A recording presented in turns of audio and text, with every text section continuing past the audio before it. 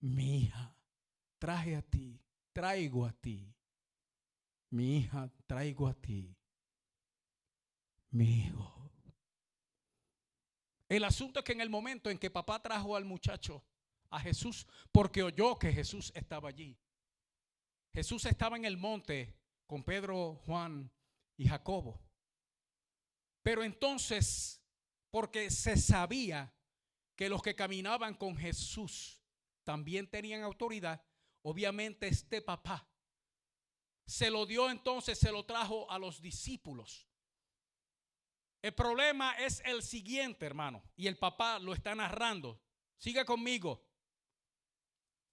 Respondiendo uno en la multitud dijo: maestro, traje a ti mi hijo, que tiene un espíritu mudo, el cual donde quiera que le toma le sacude y echa espumarajos y cruje los dientes y se va secando. Y dije a tus discípulos que lo echasen fuera y no pudieron. Y respondiendo él les dijo: oh generación incrédula, ¿hasta cuándo he de estar con vosotros? ¿Hasta cuándo he de soportar? Ahí mismito pudo haber dicho: me voy de aquí, quédense con su problema.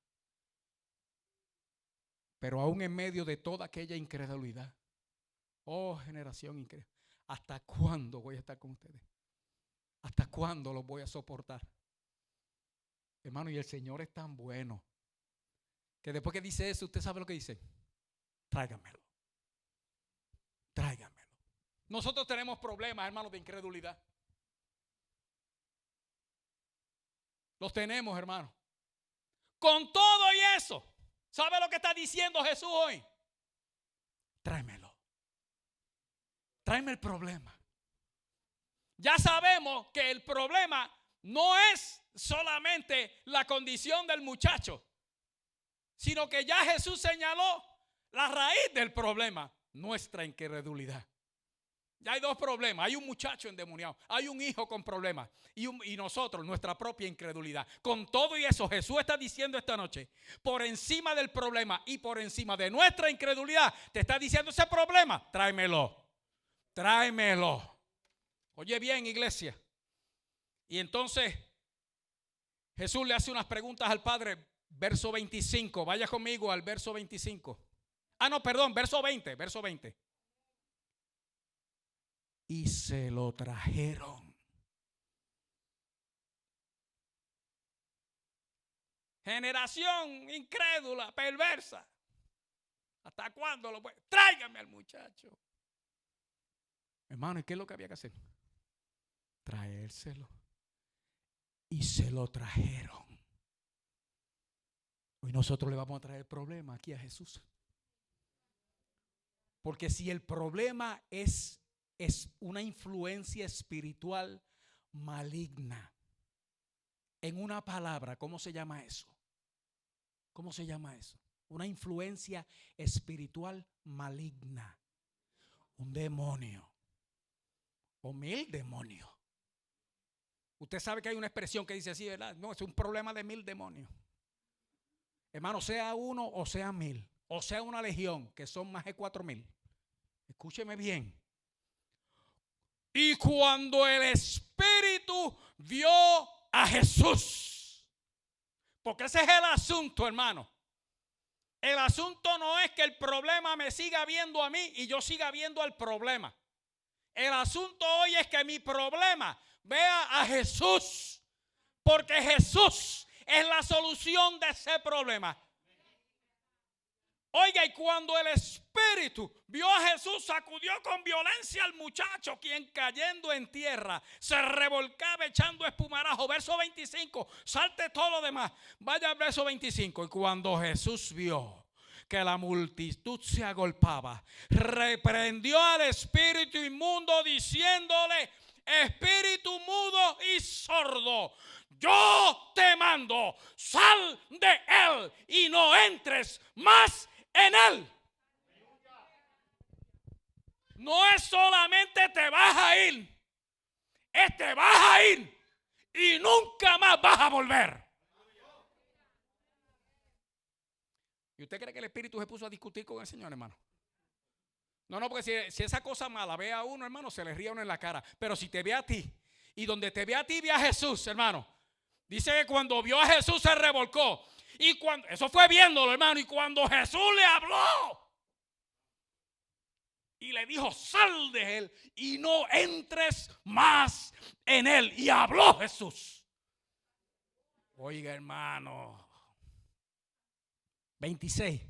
Entonces el espíritu, clamando y sacudiéndole con violencia, salió. Y él quedó como muerto, de modo que muchos decían, se murió, lo mató Jesús. Pero Jesús, tomándole de la mano, le enderezó y se levantó. Y desde ese día hasta que se murió ese muchacho, jamás volvió. ¿Usted sabe por qué yo lo sé? Porque Jesús le dijo a ese espíritu, sal de él y no entres más en él. Desde ese día pasaron dos cosas, hermano. Que quedó libre toda su vida y no paró de hablar. Ese no paró de hablar, hermano, y de decir las grandes cosas que el Todopoderoso había hecho con él.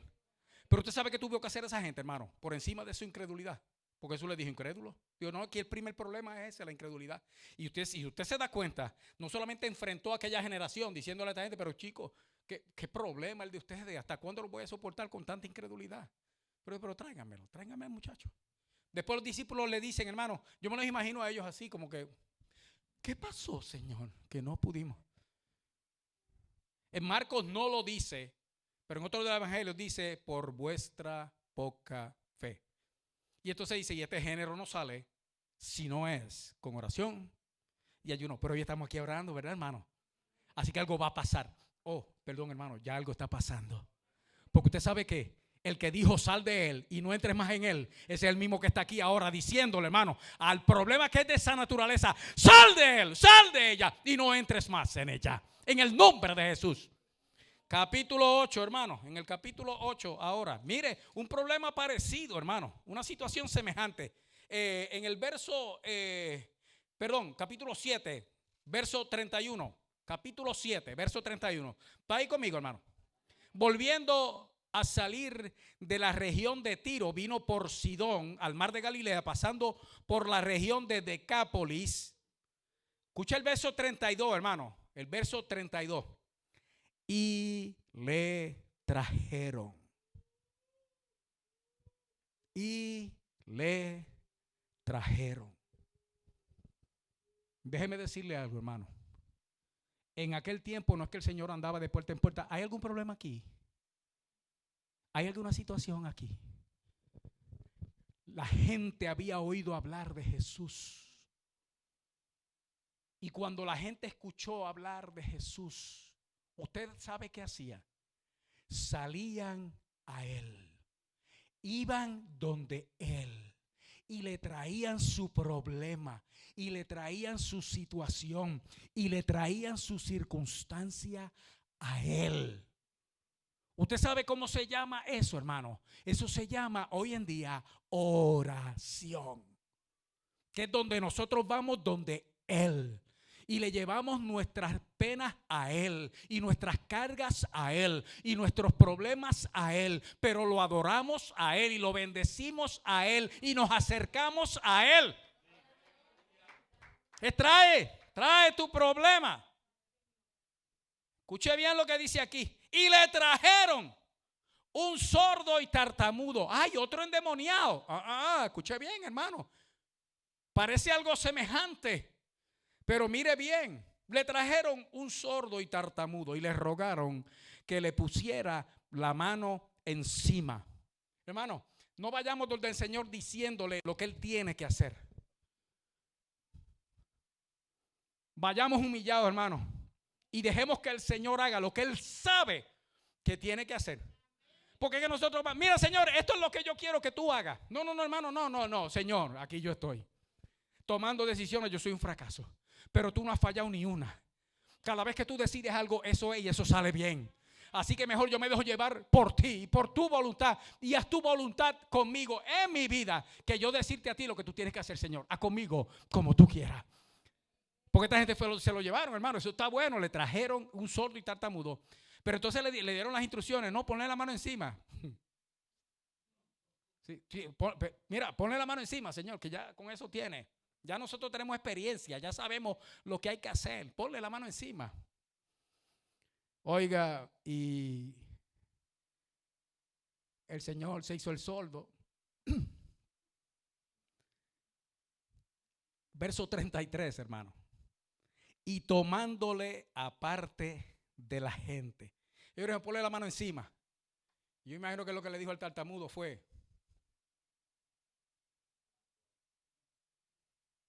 y el tartamudo hizo.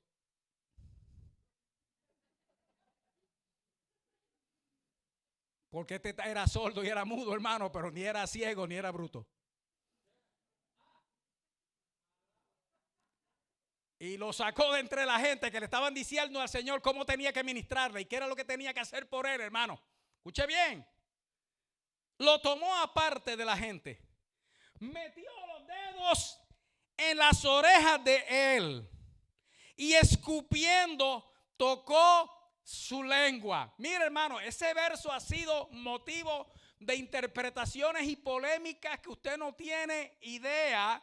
Porque en verdad da lugar a pensar diferentes cosas que no tienen una sola explicación. Metió los dedos en las orejas, eso lo podemos entender. Pero escupió y le tocó la lengua. Abre el camino a varias interpretaciones. Muchos buenos teólogos dicen que fue que escupió, hermano. Y allá le hizo, y ahí mismo le hizo, ¡fua! Y le pasó la mano con saliva por la lengua. Otros dicen que fue que le escupió, lo escupió, hermano. Y después también le pasó la mano y como que le untó la saliva. Hacer una cosa así hoy, hermano, lo menos es antihigiénico. Lo más, hermano, asqueroso. Pero usted sabe que, mi hermano, y yo estoy aquí en la presencia de mi Señor. Si eso es lo que Jesús quiere hacer conmigo, hermano, que lo haga porque es Jesús el que lo está haciendo. Que si la saliva del Señor me tiene que tocar a mi hermano, que me bañe con ella de arriba abajo, porque yo sé que cualquier cosa que venga de Cristo y me toque, a mí me va a sanar, a mí me va a enderezar, hermano, me va a tocar y me va a restablecer, me va a dar nuevo. Si viene de Jesús, hermano, que venga lo que sea. Yo pienso, hermano, que le metió los dedos en la oreja, escupió y aquel entendió. Eso es lo que yo pienso, eso soy yo, Raúl Alvarado, mi interpretación personal. Le metió los dedos en las orejas. Allá está el sordomudo, hermano, mirándolo. Ahí se voltea Jesús y escupe. Y el sordomudo está viendo, ahí se fue. Y ahí mismo hizo, ¡ah! Y Jesús le hizo, ¡pa! En la lengua. Ahí está, hermano. Y se entendieron de maravilla, hermano. Cuando él hizo, ¡ah! Ahí, ¡pa! Al momento fueron abiertos sus oídos y se desató la ligadura de su lengua y hablaba bien. ¿Usted sabe lo que hicieron, hermano? Le trajeron ese sordomudo a Jesús. Oiga, hermano, ¿y cómo se entendieron esos dos? ¿Cómo Jesús se pudo comunicar? Con cuánto amor, hermano, se lo llevó aparte y dijo, ven acá, mijo, que esto es ahora entre tú y yo. Ahora tú y yo vamos a hablar. Y cuando dice que se desató la ligadura de su lengua y hablaba bien, hermano, es porque él se fue aparte. ¿Se acuerda que Jesús lo llevó aparte de la gente? No, pero cuando vino de allá para acá, hermano, Jesús lo que venía era haciendo así. Y el sordomudo, cosa más maravillosa, Señor, lo que tú has hecho conmigo. Tú no sabes, papá, cómo yo voy. Aleluya. Solo porque le trajeron este hombre a Jesús. Y fíjese bien, la misma condición del otro, pero este no estaba endemoniado, hermano. O sea que no todas las condiciones de salud son producto de posesión demoníaca, hermano. Hay condiciones de salud que son de nacimiento, hay condiciones de salud que son por desbalance y cosas y demás. Y hay condiciones de salud que son físicas, pero la raíz es espiritual y muchas veces es diabólica. Pero no todos los casos son así. No es que hay un demonio de mangú, porque aquel se hartó de mangú, hermano, y entonces lo tuvieron que llevar al hospital, porque ese demonio de mangú se le metió por dentro. Y no, eso no es así, hermano. No, para que hay gente que todo lo llama demonio. Pero escúcheme bien, no todas las condiciones de salud son producto de posesión demoníaca. Amén, hermano. Este es un caso de eso. Pero sea posesión o sea enfermedad, sea una enfermedad producida por un demonio, sea una enfermedad, hermanos, porque la gente se enferma, cristianos o no, se enferma. Sea lo que sea, lo que hay es que traérselo. El problema, hermano, la enfermedad, la situación, lo que hay es que traérsela a Jesús. Eso fue todo lo que hicieron, hermano. Ellos no fueron los que oraron, el que intervino fue el Señor.